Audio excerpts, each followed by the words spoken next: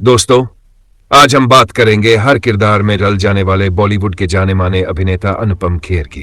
बात चाहे विलेन के रोल की हो, पिता या दोस्त के रोल की, या फिर एक्टिंग, प्रोडक्शन और एंकरिंग की, ऐसा कुछ नहीं है जो अनुपम खेर नहीं कर सकते। तो चलिए बिना समय गवाए इस हर फन मौला अभिनेता की कहानी की शुरुआत कर हैं और उनके सफर को जानते हैं।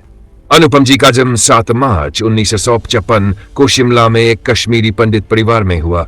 उनके पिता खेर फॉरेस्ट डिपार्टमेंट में क्लर्क थे और मां दुलारी खेर घर की देखभाल किया करती थी। अनुपम जी एक संयुक्त परिवार में पले बड़े। उन्होंने हिमाचल प्रदेश के डीएवी स्कूल से पढ़ाई पूरी की। बचपन से ही उन्हें एक्टिंग का शौक था। वे अपने टीचर्स की नकल उतारा करते थे। वे खेलकूद और पढ़ाई में ज्यादा अच्छे नहीं थे, लेकिन एक्टिंग में बहुत प्रतिभाशाली थे।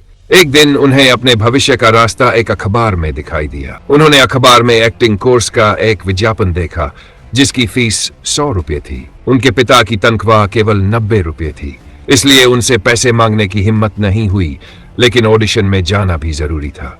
आखिरकार उन्होंने अपनी मां के मंदिर से 100 रुपये चुरा ली। खुद को दिलासा देने के लिए उन्होंने सोचा कि भगवान कृष्ण ने स्वाद के लिए माखन चुराया था और मैंने ऑडिशन के लिए पैसे चुराए, कोई बड़ी बात नहीं। अनुपम जी हमेशा कुछ अलग करना पसंद करते थे। उन्हें पता था कि ऑडिशन में बहुत से लड़के आएंगे और वे किसी फिल्मी हीरो की नकल उतारेंगे, इसलिए उन्होंने कुछ हटकर करने की सोची। उन्होंने ऑडिशन में एक लड़की का रोल किया। वे मानते हैं कि उन्होंने बहुत ही खराब ऑडिशन दिया था। कुछ दिन बाद अचानक उनके पिता ने उनसे पूछा कि जिस दिन घर से 100 रुपये चोरी हुए थे, उस दिन अनुपम कहाँ थे। अनुपम जी को सच बताना पड़ा। उनकी मां ने गुस्से में उन्हें थप्पड़ मारा और पिताजी भी कुछ कहने ही वाले थे कि अनुपम जी ने तुरंत माफी मांग ली।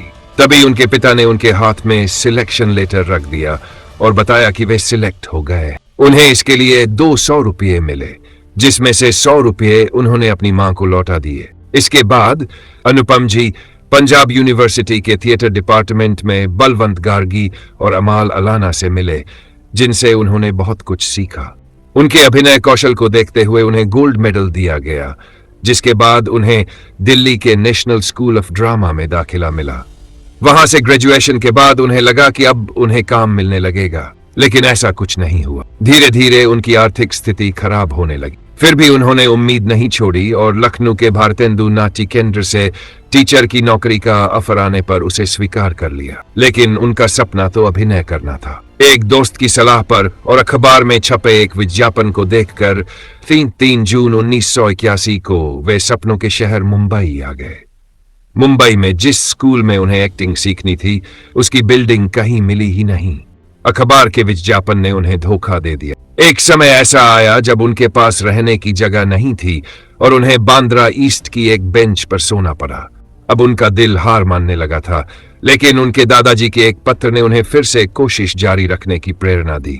फिर उन्हें दूरदर्शन पर एक नाटक प्रस्तुत करने का मौका मिला, जिससे उन्हें उम्मीद जगी कि अब किसी बड़े डायरेक्टर की नजर उन पर पड़ेगी, लेकिन ऐसा कुछ नहीं हुआ। फिर एक दिन उनकी मुलाकात महेश भट्ट से हुई, जिन्होंने उनके अंदर छिपे कलाकार को पहचाना और उन्हें फिल्म सारांश का ऑफर दिया। हालांकि बाद में महेश जी को सलाह दी गई कि वे फिल्म इंडस्ट्री में नए हैं, इसलिए किसी जाने माने अभिनेता को लें ताकि फिल्म हिट हो। इसके बाद उन्होंने फिल्म में संजीव कुमार को साइन कर लिया। जब अनुपम जी को इस बारे में पता चला तो वे बहुत नाराज हुए और महेश भट्ट से कहा कि उन्होंने उनके साथ धोखा किया है।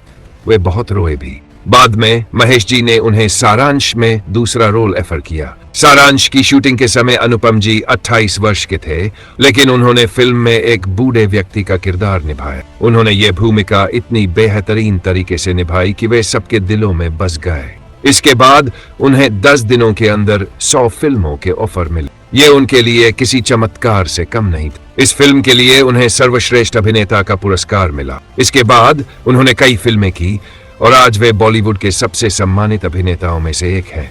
उनके योगदान के लिए उन्हें कई प्रतिष्ठित पुरस्कारों से नवाजा गया है। उन्हें भारत के पूर्व राष्ट्रपति एपीजे अब्दुल कलाम ने पद्मश्री से सम्मानित किया और उपराष्ट्रपति प्रणब मुखर्जी ने पद्म भूषण से। इसके अलावा उपराष्ट्रपति मोहम्मद हामिद अंसारी ने उन्हें कला रत्न अवार्ड से सम्मानित किया। अनुपम जी ने केवल हिंदी सिनेमा में ही नहीं, बल्कि अंग्रेजी फिल्मों जैसे bend it like Beckham, bride and prejudice, lust आदि में भी काम किया है। इसके अलावा वे अमेरिकी टेलीविजन सीरीज न्यू एम्स्टर्डम में भी अपनी अदाकारी का जलवा दिखा चुके हैं। तो दोस्तों, ये थी कहानी अनुपम खेर जी की, जो ये साबित करते हैं कि अगर हौसले बुलंद हो तो कोई भी मुश्किल पार की जा सकती है। सफलता में समय जरूर लगता है, लेकिन निराशा से हार नहीं माननी चाहिए, क्योंकि हर निराशा के बाद ही आशा होती है।